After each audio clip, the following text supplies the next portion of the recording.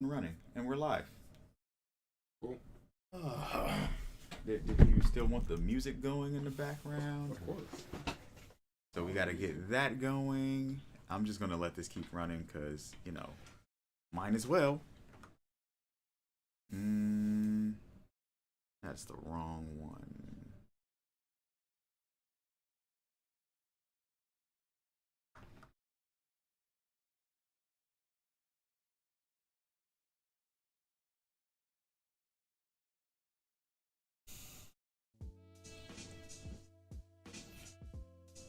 That's good right there. I'll just add on this one and this one just in case. I know it's not going to take that long, but still. Wow, isn't this one live? So you don't have nothing to worry about, honestly. No. Just like in case it stopped. I didn't see what the times were. Yeah, no, I said that's what I'm saying. Isn't this one live? Oh yeah. So yeah. Well, is it? Oh yeah, it was. So yeah, it didn't matter. All right. Let me go back to this one. That's not us. That's us.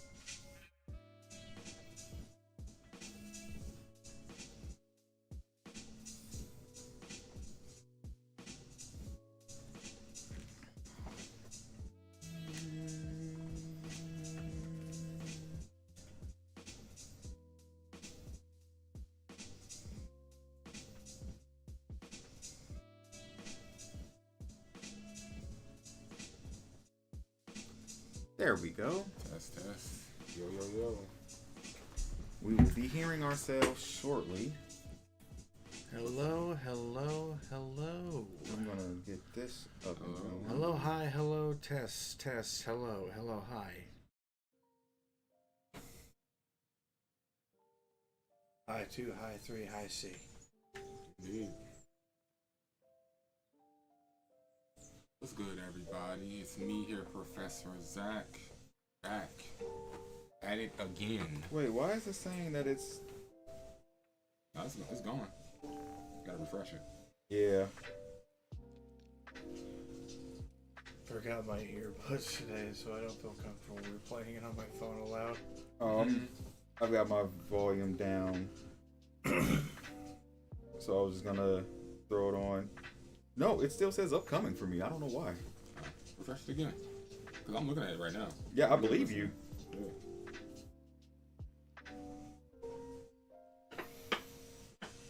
Well,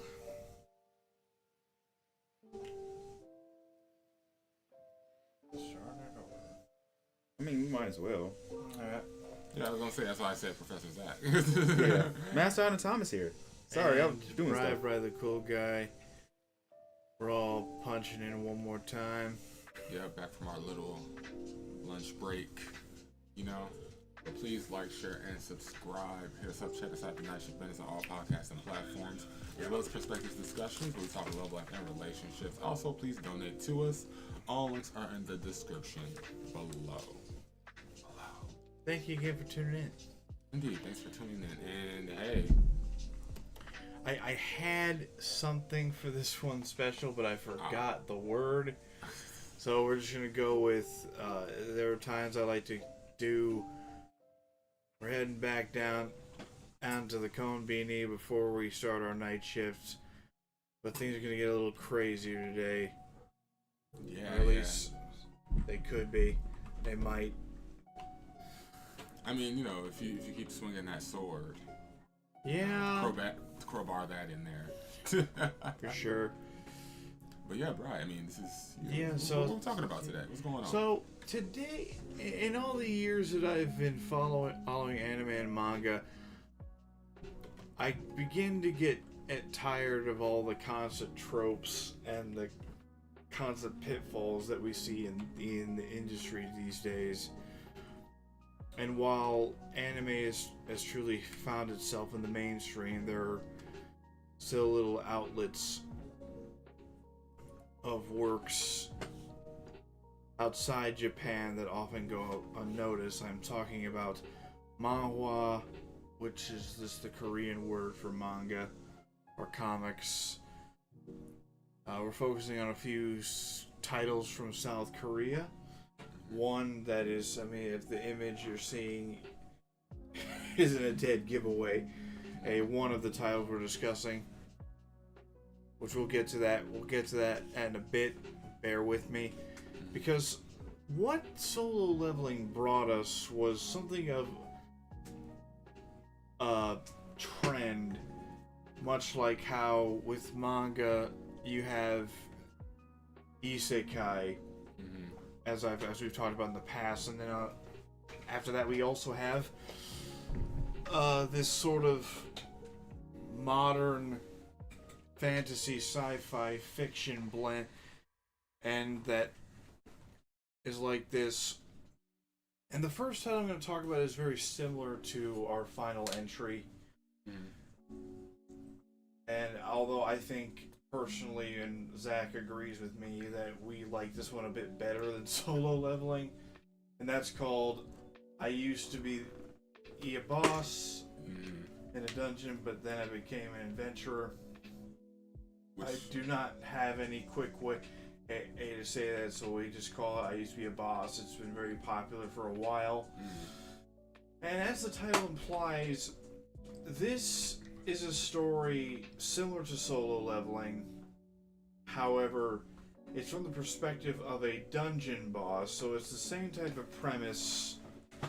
Dungeons appear in modern day South Korea, and it creates this whole new landscape that literally reshapes society, as it's centered around dungeons. It's centered around people going into dungeons, hunting monsters, and reaping them of the riches that are within.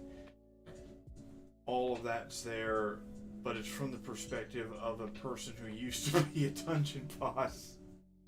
And I think that's what makes it interesting for me.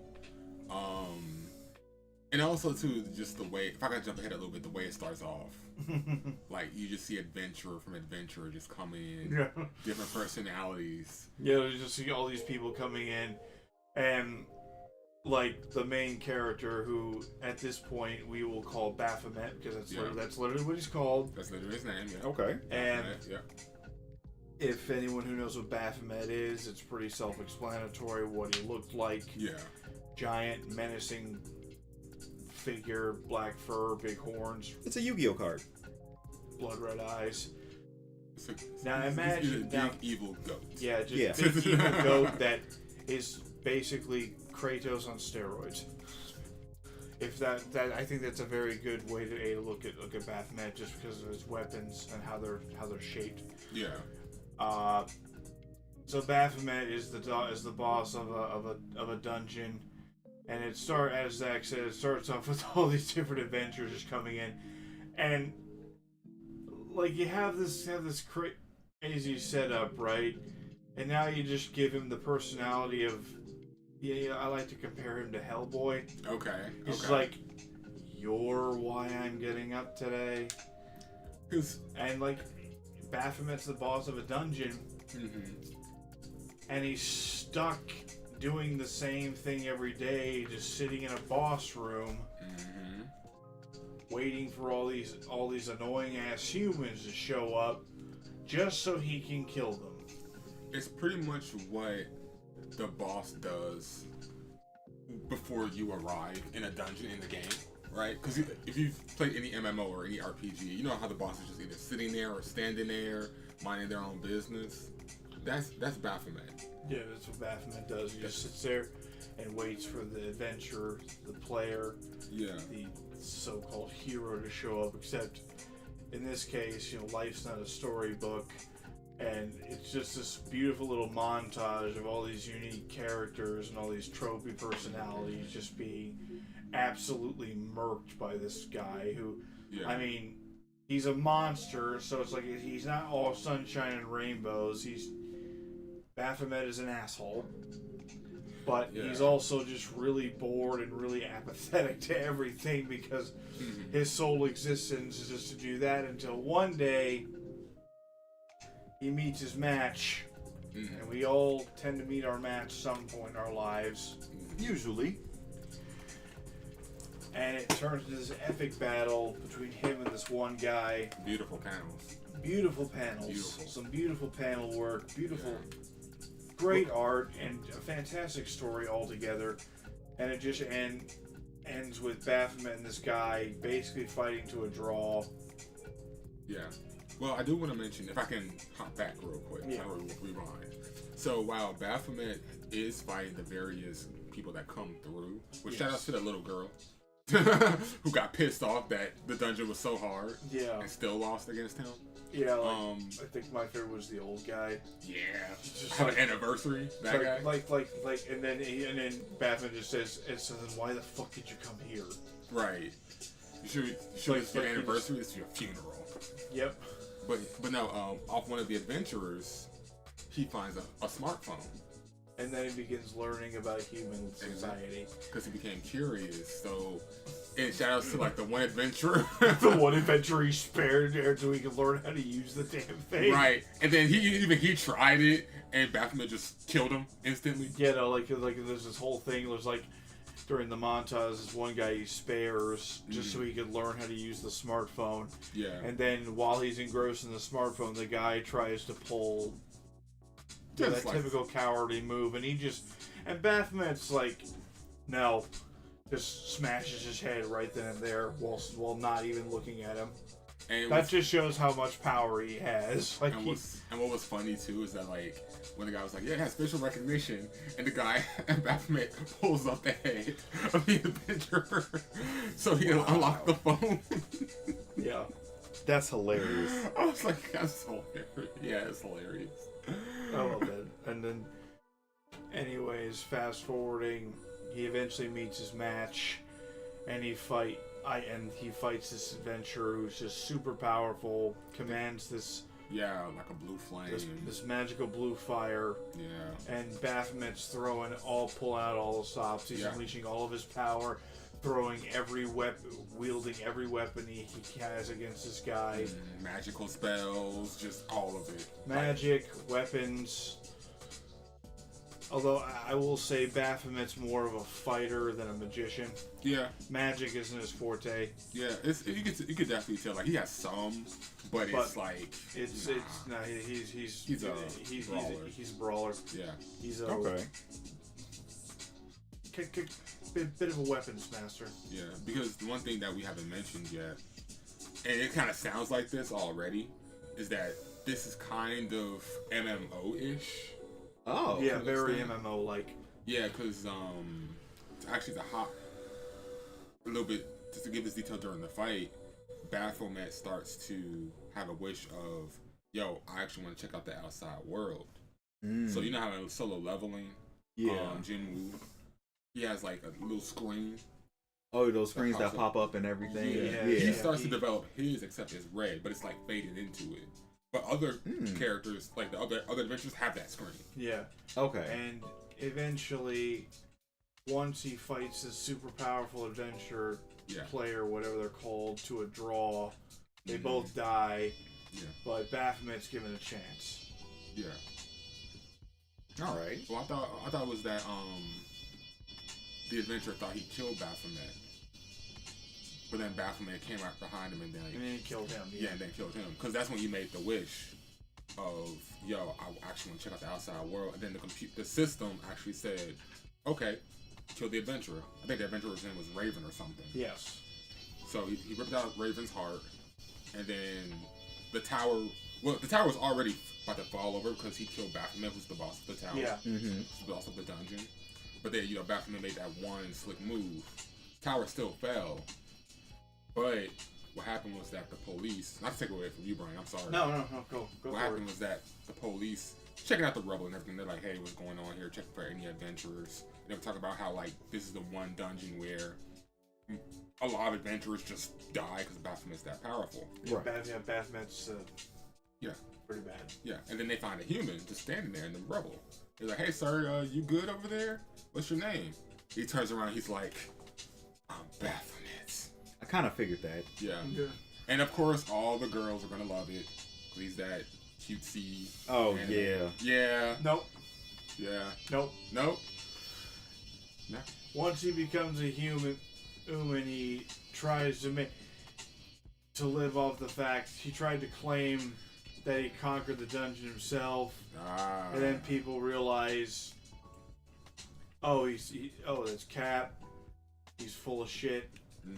He doesn't have any power because he doesn't know how understand how the system works. Yeah, because he's new to being human. And okay. And eventually, He used to being a monster. And eventually, his name is dragged through the mud, and now he just has an awful reputation to the point that he's just doing grunt work, and that's what was really interesting is the dynamic in worlds like this. Like, you have the people who are going out there with the actual adventurers, assisting with things like mining, farming, dismantling, the grunt work.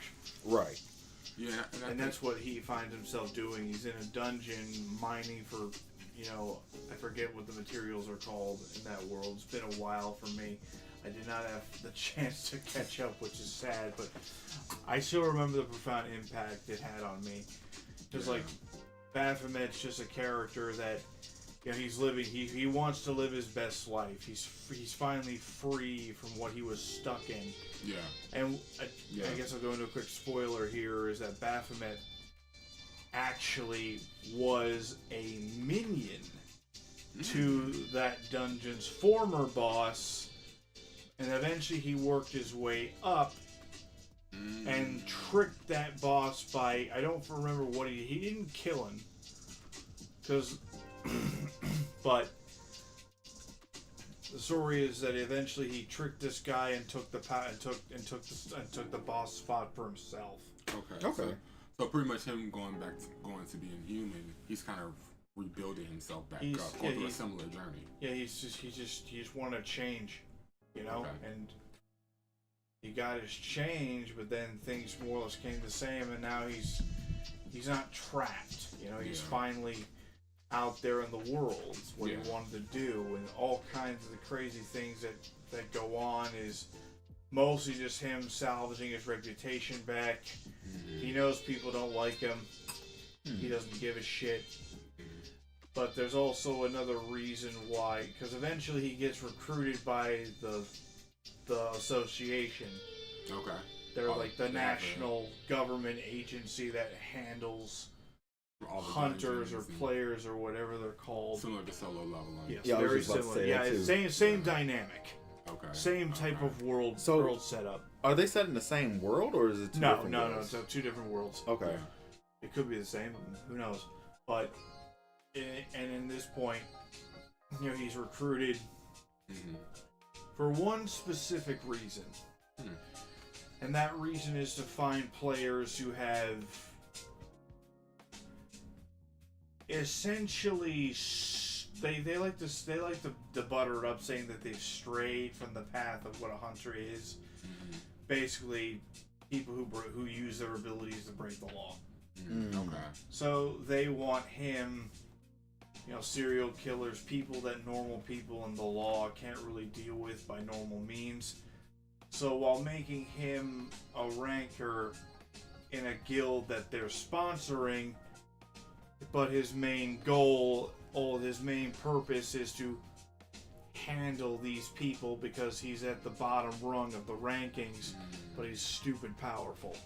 Okay. And so that throws people off. It's kind of giving me like a One Punch Man type of vibe. I wouldn't. No. Just because he's like super powerful, but nobody recognizes him.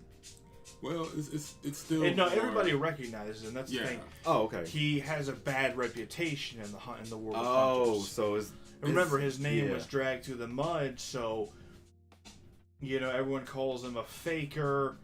Everyone calls him a poser. Yeah. Okay. It's similar to that of solo leveling, where people actually know who he is. Gotcha. Yeah, like hunters have celebrity status in this world. Yeah. Okay. He just has the other type of celebrity status. He's not celebrated. He's got infamous rather than famous. He's notorious. Yeah. Well, I mean, that shows like how gnarly that dungeon that he ruled over was. Yeah, Also like, true. Because it's not like not to take this away from you, but like the guy with the blue flames, Raven. He was top. He was top tier. He's top tier. And people thought that he was just riding his coattails and such, and that led to the reputation he had, to the reputation he's trying to fix, and he does eventually fix it, from what I remember. And he also basically he's striving to not only fit in as a human and live that life, live that freedom he wanted, but also to regain his powers back. Yeah. And figure out the secrets of the system and whatnot. There's a lot of underlying things going on there. But really, it's not only is the action good and the panels are good, the characters are interesting, and in all honesty, it's funny. Like it's very fun. And see, I kind of got that, like, it's more of a fun solo leveling. I know I keep bringing that up, but that's the best comparison I have right now. It is. Yeah. Because in the first couple of panels,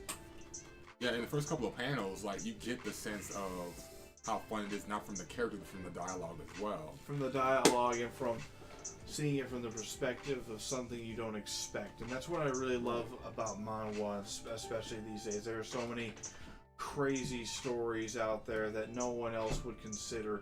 Because in the world of manga, they want something marketable. They want something that caters to the audience. They want to have their readers insert themselves into the story in some way. But from a lot of these perspectives that I see, they don't do that in South Korea. They want to tell their story the way they want to tell it. And the webtoon industry is all too happy to facilitate that. Yes. Even now, as more popular as it's become. And so, I would definitely say like it seems like Korean culture from manhwa to K-pop and whatnot is like, I don't want to say it's overtaking J-pop or manga or Japanese culture, but it seems like that's like the new biggest thing right now. Because not so much that it's the biggest thing. Obviously, a lot of things have occurred in recent years that has put South Korea on the main stage. You know, first it was the K-pop industry was always growing, even when we were kids. You know, when I was a kid, I was really big into Girls' Generation. Okay. SNSD, as it's called there. Nice. 2NE1. I was listening to the girl groups of the time there. And 2NE1 especially. So that was always growing. Korean food was becoming more and more popularized. And it's really boomed now. Yeah. Just because of, the Psy, Gangnam Style. Yeah. I think that's what K-pop industry has bridged a door for them to take a place. But at the same time, South Korea always played a role in anime because every anime you watch and you look towards the end of the credits and you see a list of Romanized Korean names all being listed down. Those are all these animators that get outsourced from South Korea, and that's been going on for years. Well, they're like right there. And not only that, a lot of the biggest names, like I do believe Tezuka-san is in fact of Korean descent. I think, and a lot of other big artists out there. I don't know if what I just said is fact or not. Someone please correct me if so. But South Korea has always has always had an influence in one way of the anime industry or another. And there are other Korean artists who got their titles out there. We have Freezing, which was made by big-time manhwa mangaka Kingpin Lim Dal-young. He has a lot of titles under his belt. In Inferno. Freezing is probably the most popularized one because of the anime. Not a well done anime, but a very nice art style. I've always liked his art style very much. Or should I say his partner's art style, which is Kim So-hee. A lot of good stuff done between them. And then there's another one called Crepuscule, which is about I think it's about a 300-year-old vampire living in the modern day. Okay. Going to school. That one is also an anime. Okay. Made in Japan. South Korea has always been there, in the world of animation, especially in Asia. Okay. Like, yeah, it sounds. And the thing is, with South Korea especially, is like they're more approachable because we have a better relationship with South Korea than with Japan. I think. Like when communism banged on their door and the country split, they turned to us. Like so, we saved them from Japan, and in turn, they wanted us to help them once again. And I'm not sure how that's how it all started, but it was just another chapter in the history of South Korea and the West. I feel you. And but enough of that caveat. Back to this one. I used to be a boss is a very fun, bit raunchier than Solo Leveling. Oh, I can see that. I can definitely see But that. definitely a fun read. It's been out for a while, still ongoing.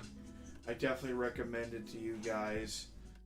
And yeah, that's it for that title. On to my next title. I'm trying to move things into the end here.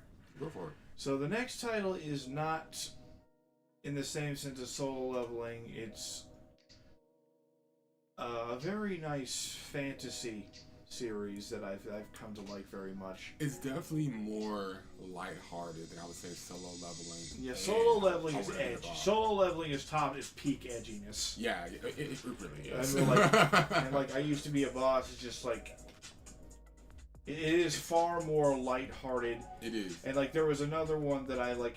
You know what? Fuck it. I'll go ahead and tie those two. There are two titles that are far more lighthearted and based in fantasy. One has the makings of something along the lines of Log Horizon meets and name a reincarnation themed isekai where you're revived as a game character. And then the other one is, I think, a bit better. I'll just go ahead and name the first one, just to name it, called Ending Maker, in which a pair of gamers who held the top rankings in this MMO get reincarnated, I guess, or just get trapped in the world that they put in the game they played in. Okay. And now they gotta team up and I guess they want to change the story or in the way they want it. They want a good ending, hence the term Ending Maker. So are they like forcing the game to change it to whatever they want? The world they're changing the setting to an ending that they found that they themselves as hardcore gamers who hold the two top spots in the game's rankings felt should be. Okay. And there's a lot of scheming, there's a lot of cutesy stuff, there's a lot of epic fights, there's a lot of underdog shit. Right. It's a good fun, lighthearted read, still going on. I think it's up to about 70 chapters now. Okay. Ending Maker, give it a check. And the other one that we're getting into is The Lazy Prince Becomes a Genius, or How the Lazy Prince Became a Genius. It's definitely an action fantasy series about a young noble boy who has these dreams of a man doing absolutely nothing but swinging a sword. He's just standing out there in front of a tiny house, this big, muscular old man who is always shirtless for some reason. I assume he doesn't make any money and therefore cannot afford shirts. and he's just there. When you're dedicated in this place to fighting, you can't afford clothes. It's not even about fighting. Dude's just swinging a sword every damn day. Hey. And you punched boulders all day. And for some reason, the boy, whose name is Iron Ferrara, whatever. A lot of weird fantasy names in there, but Iron essentially is the son of nobility, and he unfortunately, Lazy Prince, I don't think Ink does it justice. I would prefer to just call him the Lame Prince, since it's a very medieval setting. Lame makes more sense for that kind of time period. Gonna have to modernize it a little bit. Well, lame back then, and lame meant defective, someone who's incompetent, or someone who could be crippled or mentally ill. Exactly. Lame, defective, unwanted, unnecessary, incompetent.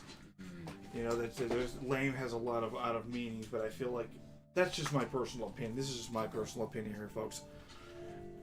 No, I do think that the Lame Prince seems a bit more fitting, but everyone just calls him an incompetent because he's this lazy kid who just is depressed. I think it has to do with the death of his mother, or just his origins in general. But he's viewed as an incompetent prince who is bedridden all this time until he starts having these dreams, and he wakes up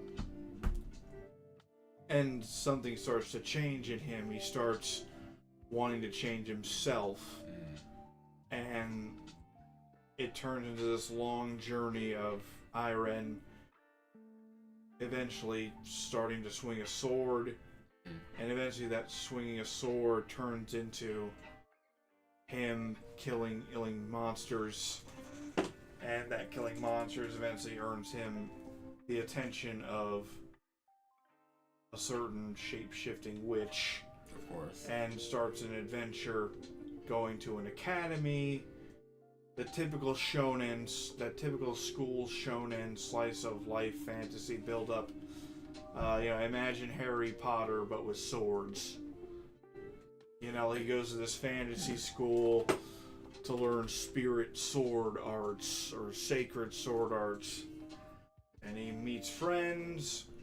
He continues his journey to be better, and it keeps going and going until he slowly starts getting to a point where, hey, I'm actually learning stuff. Hey, I'm actually doing this. How am I doing it? I don't know. So, as someone who, because I only read chapter 1 of that, it starts off interestingly in the sense that it starts off with this guy who he's just living his day-to-day life, and you see this guy outside his window swinging a sword. Yeah. Just swinging a sword. And it's such an interesting concept for me, because it's definitely a reincarnation theme, but instead of the typical stupid reincarnation thing, we actually because Iron is still his own person, but he still has these memories, or this dream of this man, and quick spoiler, a man who he very most likely used to be. Yeah. Well, to finish what I was saying in the chapter real quick, I kind of like the whole setup, where it's from the perspective of another character that's seeing him swing the sword, and it goes down 5, 10, 15, 30 years, and the guy is still swinging the sword, but eventually he stops, of course. Yep. And like you said, it's a dream, a vision, because in the panels after that, we see the main character wake up saying, "Oh, what was that?" And it's kind of cool how how they set that up. All those emotions from that dream just carry on, and that's kind of what starts it. He just wants to swing a sword. Yeah. That's all he really wanted to do. He just wants to swing a sword, so he's gonna swing a sword, and then it goes from one thing to another thing, and it's gonna keep on going. Yeah.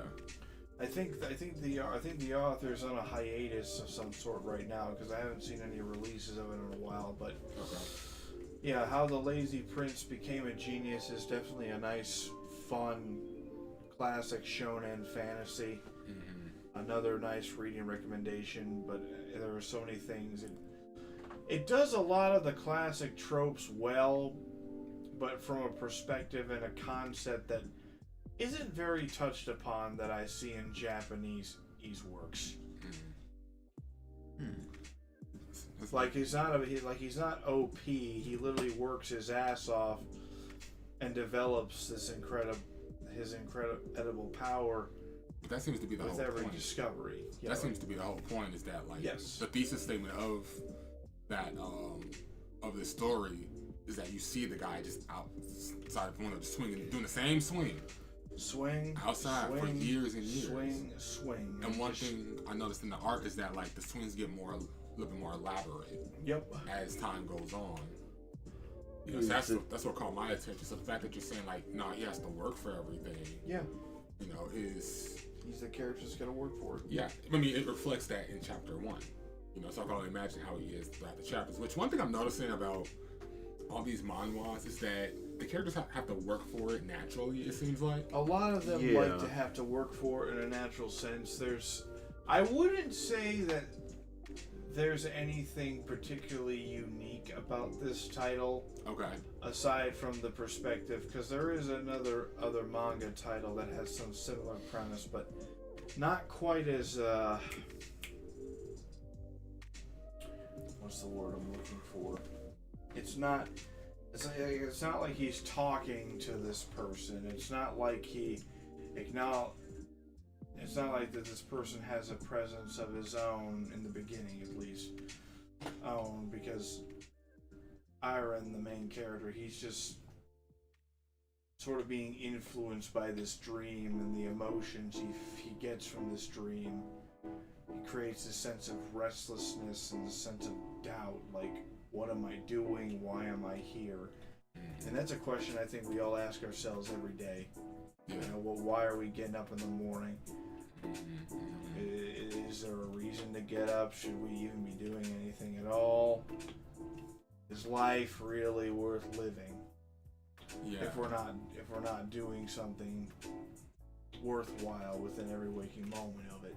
Right. And I think that's where that's what I get from when I was reading it. Yeah, okay. Hopefully I can continue to read it again once the hiatus ends. Yeah. I mean, it sounds like it's like ended, but it sounds like it's a nice story. It is. Like a nice, heartwarming story. That's pretty fun. It's like I said, it's not as it don't seem as edgy. No, it's not. As it's not nearly as edgy as Solo Leveling is, but or like even I'm not. What was the name of it? I used to be a boss. I used to be a boss. I don't know why my mind went blank. Not only that, there are a lot of more crazier titles that I could have mentioned out there too. But and then there's a very popular one within the manhwa world that I think very well is on its way to becoming the next thing since Isekai. And that's called Regression. Okay. In which, a person in one of these types of soul-loving type settings or any kind of setting really regresses. They revert back to a point in time before where they were. Okay. Usually this is some apocalyptic event that they did not have the strength to stop. Okay. Usually it's some sort of they're at some awful low point in their life.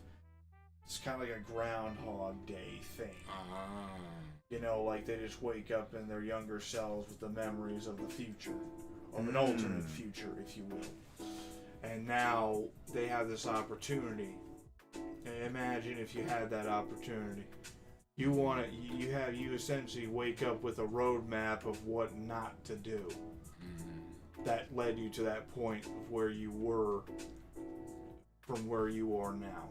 So wouldn't that mean that you would have different outcomes? Yes. Overall? Absolutely. So you wouldn't be living your second life the same way? No, you wouldn't be living it the same way. You'd essentially just have but you would go back to all the major events that led up to where you were, to what things happened in the world around you. Right. So the question is, what can you do to prepare yourself for what comes? What mistakes can you correct now so that they don't come back to bite you later? So are relationships in that affected? Like certain bonds are affected? Everything is affected. So relationships, events, the course of your life. So your best friend might not be your best friend if you avoid that fight that you had with him that made you guys best friends. You maybe. There's quite a few out there that are trending. Okay. On that note, solo leveling itself, with this with the popularity of the anime, there's a game out now. Yeah. Is that called Arise? Yes, Arise. Yes. Solo leveling Arise. And I think they're coming out with the sequel to There's the manhwa. The manhwa is having its own sequel because the official manhwa ended. I'm going to say this right now. The guys who made solo leveling really knew how to piss us off, man. They knew how to piss us off. How long was the manhwa? The manhwa, I think, was almost over 200 chapters. Wow. Oh, so we got a pretty decent amount of amount to cover. But man, I'm going to tell you right now, that whole thing that you all read doesn't even cover, I think that only covers, the first 60 chapters. I was going to say, what does that cover? Because I still feel like we're still in prep mode. I think even less than that shit. Well, I know in the anime, because I watched the anime, I didn't read the series, but that ends with him getting... we're in a spoiler. Yeah, Egress. Yeah. Well, he upgrades his class. Yes, he upgrades his class. Thank you. But, so when he does that how long is that in the manhwa? Because that's about 12 episodes. Shit, you know what? Let's consult the source. Yeah, do a quick wiki search on that. Because I won't lie to you, I feel like the fact that it didn't feel like we got that far because he didn't really fight any other human character. Really it seemed like he's just testing out his skills, seeing how he levels up, and building himself up so he can do whatever he's actually supposed to be doing right now. Right. Or whatever the system wants him to do. Yeah. Or whatever the OS wants him to do. Because clearly he's building up to something. Yeah. Something's going to happen. When he has those special events, it's even or less special than missions. that. It's like that ends off at that whole episode 12 is chapters 41 to 45. Oh, wow. Okay. So that's literally the end of the first arc, because that's when, after that, since we're on spoilers, that's when Jinwoo gets another appearance upgrade. Oh. And that's when he starts hard, hence the term, hence the name, solo leveling. He really starts going at it. I thought he was already going at it, but just wolves, goblins, now stuff. Now he starts actually tackling that secret dungeon he has. Oh, okay. Oh, well, he started that one, and he took out the gate, the guardian. He took out one monster. Yeah, one monster, and that almost killed him. Yeah. And then on top of that, we're not talking about any S rankers at all. Right. Like the certain one that wants to kill him. Yeah. He hasn't even appeared yet. That guy has a valid reason to want to kill him, but he doesn't know how everything went around. So based on what he knows, I understand him. I won't lie. His brother was a dickbag. Oh, his brother was an absolute dickbag. He deserved it. And he looks like he's a dickbag. He does kind of look like that. So, this family full of dickbags. It could be, but I don't know his brother like that. They literally only show him hey, what's going on? I'm this really strong guy. And then you're like, all right, cool. Wait, who was this guy's brother? Hey, someone killed my brother. Actual dialogue, everybody. That's exactly what it was. So that whole thing where he's just talking hey, if I killed somebody abroad, what would happen? Right. Yeah. They have those politics. It's like let's just say hypothetically I murdered a guy that's not here. And his demeanor implied that, you know what, I don't mind going to jail for a few years. Yeah. I mean, he's fucking at the top of the food chain. Yeah. Food chain in the hunter's world, and he can easily pay out fines. So for him, it would just be taxing. Pretty much. I do like the politics and the way the world works in this series. It's the very foundation of society was changed. Yeah, because it was basically our society right now, and then portals. It's not even fantasy at that point. It's just pure fiction. It's a job, like an actual job. And I do like how the leveling works in that, which it doesn't Yeah, because normally Gino has a unique case, in which case, like, he has what's called a reawakening. Yes. And they did say something about that in the anime too, but they didn't actually say like how many other people have it. They did say it was rare, but not if anyone else has actually gone through it. But like we know people, and I think there's a couple of hints of people going through it. Like I think the guy with the red hair, I forget his name. He might have gone through it. I think he might have gone through it. Oh, because he had that flashback where he was in that battle. So I think he might have actually had a reawakening. Okay. Now, from what I understand, what's even more rare is what you get after the reawakening. Oh. Because some they get a reawakening, and I guess they go up in a few levels. There's a few levels to a lot, but in Jin's case, he can keep leveling, as far as we know, infinitely. Yeah. Because he's an E rank. He's one of the lowest ranks, but he's over here taking on C, D, A ranked dungeons, and people are like, "What's going on?" Like, how are you going in here? Especially after he got hooked up with that one kid. Yeah. Yunjin, I think his name is. Yeah, the Yunjin. Or something like that. Like It's a rich kid who actually is pretty cool. He doesn't act like other rich kids. No, he's not. He's a kid. He's a kid who's very well educated, very well informed on his family business, as well as how the industry is working, and what his family's trying to do is establish a guild that operates as a business, because all these businesses have to rely on the guilds to get the resources they need to stay afloat. And so what this company, Eugene Construction, is trying to do is, keep it in-house to bring costs down. Which, that's smart. I can't be mad at smart business. Yeah. And you see them by doing that, they want to make their own guild with their own hunters in-house, their own guild policies in-house. And I respect the fact that, like, they tried to, how can I say, guild snipe. Oh yeah, they definitely were trying to snipe certain characters. Yeah, poaching. They were is a better literally word. poaching. Yeah. Literally poaching anybody, and then there's that big conversation at the fancy dinner table.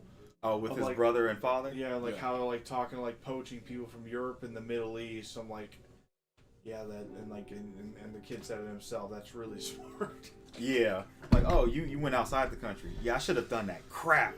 But he also has the guy with the ability. Yeah, that's what I was about to say. Yeah. So he took the gambit. Yeah. So, I mean, that's pretty much his moneymaker right there. It's just that you can't tell nobody. Exactly. So everything's done on the hush, but they've got a crew who's paid to shut up. So yeah. There's just literally people that are collecting a paycheck to shut the fuck up and say where they are. They're paid to shut up, but how good are they at keeping it fill the roster? The drunk dude, I'm not sure. Yeah, so that I could see him blabbing, or the dude with or the other dude with the baseball hat. Yeah, I can see him blabbing. And then you see the girl who is with the clearly hoodie? his sister's classmate. Yeah. You could see her clearly wanting to actually move up. Yeah. But at the same time, there's just so many advantages there for minimal effort. So I like Yunho's, or God, I forget. I do forget. I don't even remember his name either. Like, he does do a good job in that front. He's basically he uses financial power as a weapon, essentially. Yeah. And benefits from that. So yeah. And this is like, Then I got to talking about our first title. When we look at this title, there are so many other similar titles like it that are spawned from this series, and there are more that are going to spawn from it still. Yeah. And one thing I'm noticing is that they do have a unique take on the whole MMO RPG-ish type of setting, because correct me if I'm wrong, but in other stories, your characters can get better, they can level up or whatnot. In this one, I do like the fact that no, unless you have a reawakening, which is rare, no one really levels up, so you have no choice but to hone your own skill. Yeah. And It's straight up like it's a caste system. You're just stuck where you're at. Yeah, so like there's that one healer who's in B rank, but she has severe PTSD for a very valid reason. Yeah. And So much PTSD. yeah, so much PTSD. It's a lot. But you know that she could do better, but she only takes E and D rank missions. Because she doesn't want to get hurt. Yeah. Because And- reality. Yeah, she knows that. She said that herself, like, yo, I do not want to get injured. I don't even want other people to get hurt. That's why I do these lower ones to make sure that they get it through it. And I know I'm going to survive, period. So it made sense for her, but That's why she retired. yeah. Yeah, think. so and see, the thing is with that is that like that's where like I like how the realism comes in a little bit, because even he starts to change too. Yeah. he gets better. Like I know He becomes. I don't know if he improves strength wise, but at the same time, I fear that his personality might make a drastic change, and I don't mean that in a good way. well, I feel like his personality has already changed drastically. exactly. I was just going to say that, Thomas. Yeah. It really has, because you see him going from being like a timid kid to like Nah, I got this. and then my thing is that like he's gonna get humbled real soon. I feel like Cerberus kind of humbled him a little bit, but not enough for him to be like, okay, I really need to like humble myself. See, you're right, because I'm like, there's a difference between them humbling you and then a human humbling you. Right. That's something that S rank dude that's coming. he's Yeah, gonna humble he the hasn't done fuck that out yet. of him. Yeah, because the other dude that he fought, the assassin dude, Yeah. that dude, he was just kind of like, oh, no, Yeah. no problem. He's on the same I got level. you. He's yeah, down on the same level, We, yeah. we got this. We got this. Yeah. But I think that dude was also a B rank. Yeah, I think he's up there. Yeah, a nice He's a rank. B rank. Okay, so he was a B rank, and that means that he leveled up from E rank to be on par with a B rank. Yeah. And even then, like, he was giving him a little bit of pause, but again, critical thinking and resourcefulness is what helped him out, Exactly. right? So it's like, and he's still not like at the point of, someone who's like an S rank or even an A rank. I think he Yeah. kind of just made it up to what's considered B rank, Yeah, I think he's at like 'Cause- bottom B rank. because we don't really have like the A gauge of The like cap, how yeah. how big each ranking is or how many people are in there. like if I'm like level 27, what does that make me? Does that make me a C rank? Does that make me a lower B rank? Exactly. What does that mean? We don't have any idea, but we know that his level is around. I think at that point around 27ish. Yeah, he's 27, 30 or something. Yeah, so between no more than 30. Right. Yeah, So- like, he's definitely between like mid-level range, but it's the difference there is crazy. Yeah. Yeah. 'Cause it's like he's getting there. But again, I'm thinking like in RPG terms where like, I'm badass at level 30 against these other level 30s, but when I go fight someone who's level 80, when I walk into that one area where I'm not supposed to be in, Not even level 80. Yeah. You go and meet somebody who's level 40 and you're like, oh, I'm getting my shit kicked in. well, that's what I like, consider the agent. oh, You know? okay. I think he was at least like maybe 10 levels above him. Okay. Maybe. I can see that. I can see think, that. my opinion. He did have a lot of abilities that was like, wait, how do I get past this? Like that Right. stealth. Yeah. The sneaking thing. Yeah. So I'm thinking like, again, just my PTSD from playing RPGs. Just, hey, I walk into this new area. What's this? Wow, that's a unicorn that's 80 levels above me. Oh, like I don't have those either. I have definitely gone and what was that? Final Fantasy 9? I was just searching around, randomly stumbled across something, and I was like, oh, what's this thing? Oh, this thing is going to kill me. That's all I said once I saw how much damage I did to it. Because I only did like 100 damage to it. Oh no. I was level 60. Oh. I think I did that in like You Final know, Fantasy you 12. know, you can pay that fine. Yeah. If you're at that level. I did that in Final Fantasy 12 where I was just wandering around. Mm-hmm. Went to this cool gnarly ass cavern. And I'm like, yeah, let's go ahead and fight him. Took one hit of one of the enemies. Really did any damage to solid level. I was like, I'm gonna back away. Yeah, like you know what? That was my And fault. 12, they My chased apologies. Oh, they do. They chase the hell out of you in 12. It's scary. They have Oh, they chased you in 14 as well. Oh, Like yeah. I was playing that and I went to a level that was a little bit too difficult for me. Hubris. Absolute hubris. I'm like, oh, I'm a spellcaster, so I could just sit back and kill them before they get me. Oh crap, they're getting too close. Ah, I need to run! And yeah. Then I died. Nice. So I guess any last words on any of the monologues we talked about today? I think that South Korea's storytelling is paving its way into the future of manga in general. Yeah. I think what they're doing there is being done with the freedom and creative spirit that Japan is trying to hold on to but failing to do so. And I think the availability that webtoons give us over Japan and the business practices they employ that simply aren't mixing well with a changing society. Yeah. Well, I think that those business practices are going to definitely change soon. They have to. Given the fact that there's a lot more manga artists who are dealing more with the anime side of things and actually having input on their creation. Yeah. So I think it is definitely going to change, and we'll probably get better storytelling out of Japan because of that. But from what I'm seeing from Solo Leveling and heard from the other manhwa that you all have talked about, yeah, it looks like Japan's going to have a run for its money now. Yeah, and now both these things, Japan and Korea are bigger now more than ever. You know, like even when we were coming up, you even more so, Thomas, where anime manga were rare as hell. Very rare. Extremely rare. Yeah, it was such a niche. Had to go to Chinatown to get something, and it wasn't even in English. Yeah, it'd be like that.